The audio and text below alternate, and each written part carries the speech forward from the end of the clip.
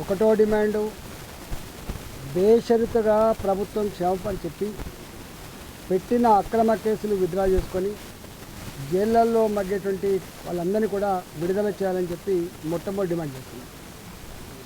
రెండవ డిమాండు వందల మంది పోలీసులతో దుర్మార్గంగా రాక్షసంగా ప్రవర్తించి ప్రజల్ని భయభ్రాంతకు గురి చేయడమే కాకుండా గుడ్లను కొట్టినట్టు కొట్టడమే కాకుండా పోలీస్ స్టేషన్లకు తీసుకుపోయి థర్డ్ డిగ్రీ ఒక కాలు మీద ముగ్గురు పోలీసు వాళ్ళు, ఇంకొక కాలు మీద ముగ్గురు పోలీసు వాళ్ళు, రబ్బరు బెల్టులతో కొట్టుటలు ముగ్గురు 2 గంటల పాటు 3 గంటల పాటు ఏ హింసకైతే పాల్పడ్డారో, మానవత్వం లేని పద్ధతులలో ప్రవర్తించిందో అలాంటి పోలీసుల మీద చట్టపరమైన చర్యలు తీసుకోవాలని చెప్పి మేము ప్రభుత్వాన్ని హెచ్చరిస్తూ ఉన్నాం.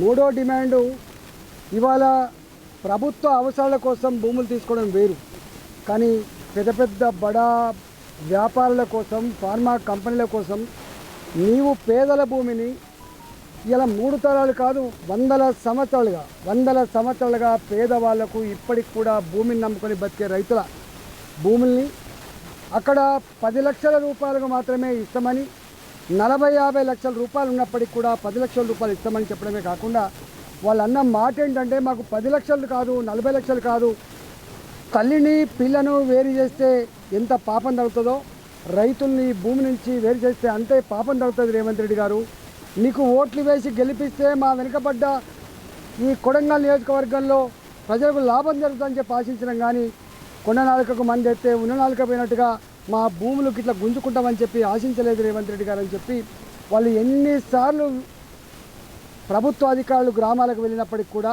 మేము ససేమిరా భూములు ఇవ్వమని చెప్పింది. ఇన్నిసార్లు చెప్తున్నప్పుడు వాళ్ళు పాదయాత్రలు చేసిండ్రు, దొరికిన లీడర్ కల్లా దరఖాస్తు ఇచ్చి దండం పెట్టిండ్రు, అధికారుల చుట్టూ తిరిగిండ్రు. ఇంత ప్రశాంతమైన ఉద్యమం ఇట్లే కొనసాగితే రేపు ఆ నియోజకవర్గంలో రాజకీయంగా నాకు పుట్టగతులు ఉండవనేటువంటి భావించి, నేను తలపెట్టిన ప్రాజెక్టు కనుక అమలు కాకపోతే నా పరువు పోతుందని చెప్పి భావించి వాళ్ళే స్వయంగా ఒక స్కెచ్ చేసుకొని ఈ ప్రజాస్వామికమైనటువంటి ఉద్యమాన్ని హింసకు తీసుకుపోవాలని చెప్పి వాళ్ళే కుట్రపూరితంగా స్కెచ్ చేసుకొని కలెక్టర్ని పట్టుకొచ్చుకొని వాళ్ళే లొల్లి పుట్టించుకొని దాడులు చేసుకొని ఆ దాడుల్ని అడ్డం పెట్టి ఈ దాడులు చేసింది రైతులని, దీనికి కారకులు ప్రజలని చెప్పి వాళ్ళను బూచి చూసి ఇవాళ ఈ విధంగా భయపెట్టించారు. వారు చెప్పింది స్వయంగా ఎంపీ గారు కానీ ఎమ్మెల్యే గారు కానీ ప్రజాప్రతినిధులు ప్రజలకు ఏం హామీ ఇస్తారు? మీకు ఆపద వచ్చినప్పుడు, అవసరం వచ్చినప్పుడు మీ కాలుకు ముళ్ళుతే పన్నుతో పికే సర్వీస్ చేస్తామని చెప్పి చెప్తారు. మొన్ననే పార్లమెంటుకు వారు బ్రహ్మాండంగామైనటువంటి దాంతో గెలిచి వచ్చారు.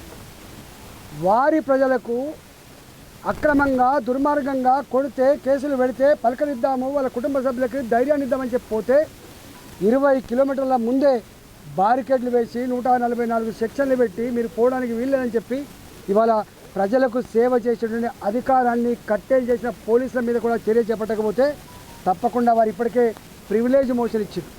పార్లమెంటు సభ్యులంటే ఇవాళ నీ చీఫ్ సెక్రటరీ కాదు, నీ డీజీపీ కాదు, వాళ్ళకంటే ఎక్కువ ప్రోటోకాల్ ఉన్నవాళ్ళు, బాధ్యత ఉన్న వాళ్ళు అన్నిటికీ మిక్కిలి ప్రజలకు ఏమైనా జరిగితే అండగా ఉండే వాళ్ళను నిలువరించే ప్రయత్నం చేసినావు. ఇవాళ వారిని వాళ్ళ పార్లమెంటు పరిధిలోకి ఎంటర్ కాకుండా ప్రజలకు పరామర్శ చేయకుండా ఎవరైతే అడ్డుకున్నారో వాటి మీద కూడా ఇవాళ ప్రివిలేజ్ మోషన్ ఇస్తాం, ఖచ్చితంగా వాళ్ళను ఢిల్లీ వేదిక మీద నిలబెడతామని చెప్పి సందర్భంగా హెచ్చరిస్తూ ఉన్నాం. కానీ వాళ్ళ అన్ననో తమ్ముడో నాకు తెలియదు, కానీ 50 కాళ్ళల్లో 300 మందిని తీసుకుపోయి ఇంటింటికి పోయి చూసినరా, మాకు ఎదురు తిరిగితే ఎదురు మాట్లాడితే ఏ గతి పడుతుందో అర్థమైందా? మీకు ఎవరు కాపాడలేరు, మిమ్మల్ని ఓట్లు వేసుకున్న భారతీయ జనతా పార్టీ కాపాడలేదు, ఇంకొక పార్టీ కాపాడలేదు. మీరు కనుక మర్యాదగా సంతకాలు పెట్టి మీరు మాకు అంగీకరిస్తే జైళ్ళల్లో ఉన్న వాళ్ళు బయటకు వస్తారని చెప్పి మాట్లాడుతుందంటే ఎంత దుర్మార్గంగా రేవంత్ రెడ్డి ప్రవర్తిస్తుందో అర్థం కావాలి. ఇలాంటి నియంతలకు ఎట్లా బుద్ధి చెప్పానో తప్పకుండా తెలంగాణ సమాజం సందర్భం వచ్చిన బుద్ధి చెప్తుంది. అక్కడ ఉన్న రైతులంతా కూడా దుద్యాల మండల పరిధిలో వారు ఇంతకుముందు చెప్పినట్టుగా 3 తండాలు కావచ్చు, 2 గ్రామాలు కావచ్చు, ఇవాళ మా లంబాడ రైతాంగానికి ఆతికడి లేచిన నువ్వు ఇవాళ భూమిని నమ్ముకొని వ్యవసాయం చేసేవాళ్ళు రక్తాన్ని చెమటగా మార్చి దేశ ప్రజలకి బుక్కడు బువ్వ పెట్టే రైతాంగానికి నువ్వు సంఖ్యలు వేసినావు, ఆత్కళ్ళు వేసినావు. వాళ్లకు థర్డ్ డిగ్రీ ప్రయోగించి హింస పెట్టినావు. ఇది మంచిది కాదు రేవంత్ రెడ్డి. గతంలో ఖమ్మంలో రైతాంగానికి సంఖ్యలు వేసినటువంటి వాళ్లకు ఏ గతి పట్టిందో రేపు నీకు కూడా అదే గతి పడుతుందని చెప్పి హెచ్చరిస్తూ ఉన్నా. వచ్చినప్పటి నుంచి చూస్తూ ఉన్నాం, మీరు ప్రజల మీద దాడి చేయడం తప్ప, ప్రజల గూడు కూలగొట్టడం తప్ప, ప్రజలను హింస పెట్టడం తప్ప, ప్రజలకు ప్రశాంతత లేకుండా చేయడం తప్ప ఇవాళ నువ్వు చేస్తున్న ఘనకార్యం ఏం లేదు రేవంత్ రెడ్డి. నేను ఒకటే మళ్ళొకసారి హెచ్చరిస్తూ ఉన్నా, ఇవాళ ప్రజల కన్నీళ్లు చూసిన వాడు, ప్రజల్ని హింస పెట్టి సంతోషపడ్డవాడు, శాడిస్టు ఎప్పుడు ముందడవాడు. కాబట్టి ఇప్పటికైనా వారు చెప్పాను, నీ ప్రాంతం నీకేం మమకారం ఉంది ఆ ప్రాంతంతో? నీకు అక్కడ భూమి ఉన్నది కాదు, నీకు ఇల్లు ఉన్నది కాదు. ఇవాళ నీకు ఎవరైతే మద్దతు పలుకుతున్నారో వాని ఎవరికి అక్కడ ఇల్లు లేదు, వానికి ఉంటే భూమి లేదు, వానికి పోయేది ఏముంటుంది? ఒక్కొక్క రైతు 10 ఎకరాలు 15 ఎకరాలు బ్రహ్మాండమైన కంది పంట వేసుకొని, బ్రహ్మాండంగా పల్లి పంట వేసుకొని పండించుకునే వాళ్ళకి ఇవాళ నీ రూపంలో వచ్చినటువంటి భూతం అని చెప్పి వాళ్ళు భావిస్తూ ఉన్నారు. కాబట్టి ఇప్పటికైనా బేజాలు ఇవ్వకుండా, ప్రజలతో గోక్కున్నోడు, అందులో రైతులతో గోక్కున్నోడు ఎవడు ముందడ పడడు. కాబట్టి నీకు కూడా గతంలో ఎవరికైతే గతి పట్టిందో నీకు కూడా అదే గతి పడుతుందని చెప్పి హెచ్చరిస్తూ ఉన్నా.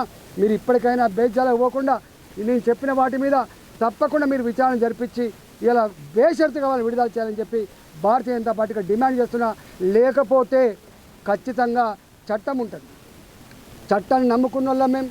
ఇవాళ అనేక మందికి గతంలో ఇట్లా వివరించిన అధికారులకు బానిసల లెక్క జీ హుజూర్ అంటూ పైన ఉన్న ముఖ్యమంత్రులు, పైన ఉన్న మంత్రుల ఆదేశాల మేరకు ప్రవర్తించిన నాయకులకు ఏ పనిష్మెంట్ జరిగిందో ఇప్పటికైనా అర్థం చేసుకోవాలి. రాజశేఖర్ గారి పీరియడ్లో ఇట్లా అయింది, ఏమైందో చూసిండ్రు.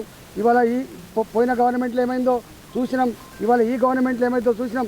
అధికారులు కూడా చట్టాన్ని పక్కకు పెట్టి, ధర్మాన్ని పక్కకు పెట్టి, బాసుల ఆదేశాల మేరకు ప్రజల మీద దౌర్జన్యం చేసే దుర్మార్గులకి ఎట్టి పరిస్థితి వదిలిపెట్టే ప్రసక్తి లేదు. మేము న్యాయపరమైన కొట్లాడతాం తప్పకుండా. దేశంలో ఉన్నటువంటి ఇలా ఎస్టీ కమిషన్ కావచ్చు,